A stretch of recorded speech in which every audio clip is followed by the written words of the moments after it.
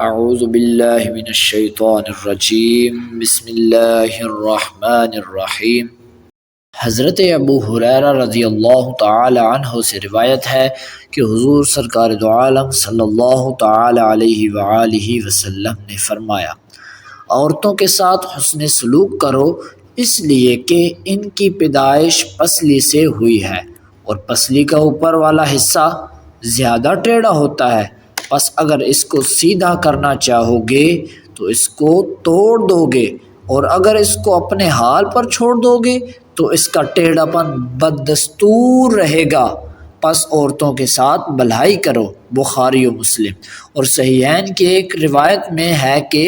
عورتوں کی مثال پسلی کی طرح ہے، اگر اس کو سیدھا کرنے کی کوشش کرو گے تو اس کو توڑ دو گے، اور اگر اس سے فائدہ اٹھانا چاہو گے تو اس سے فائدہ اٹھانا ممکن ہے جبکہ اس میں ٹیڑھا پن بدستور موجود رہے گا۔ اور مسلم کی ایک روایت میں ہے کہ عورت کی پیدائش پسلی سے ہوئی ہے اور وہ کبھی بھی ایک راستہ پر درست نہیں رہ سکتی، اگر اس سے فائدہ اٹھانا مقصود ہے تو اس کے ٹیڑھے پن کے ہوتے ہوئے فائدہ اٹھاتے رہیں،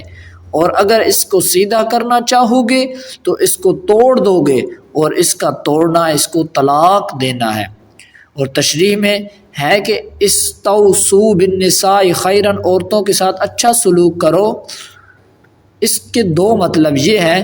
کہ عورتوں کی بابت میری وصیت قبول کرو اور اس پر عمل کرو، اور دوسری بات تم میں سے بعض سے عورتوں کے ساتھ حسن سلوک کی بابت وصیت طلب کریں۔ باہر دو صورت میں مطلب یہ ہے کہ عورت فطری طور پر کمزور ہے اور کج فطرت اور کم عقل ہے، اس وجہ سے ان کے ساتھ عفو اور درگزر کا معاملہ کیا جائے۔ اور عورتوں کی پیدائش ٹیڑھی پسلی سے ہونا ایک فطری امر ہے۔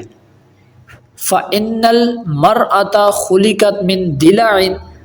عورت پسلی سے پیدا ہوئی، یہ حدیث پاک کے الفاظ ہیں۔ تو بعض لوگوں نے یہ مطلب بیان کیا ہے کہ عورت حوا علیہ السلام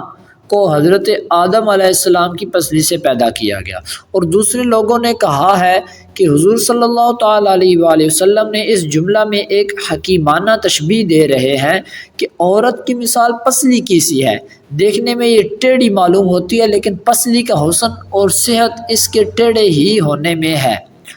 اور آگے ان ذہبت تقیمھا کسرتھا،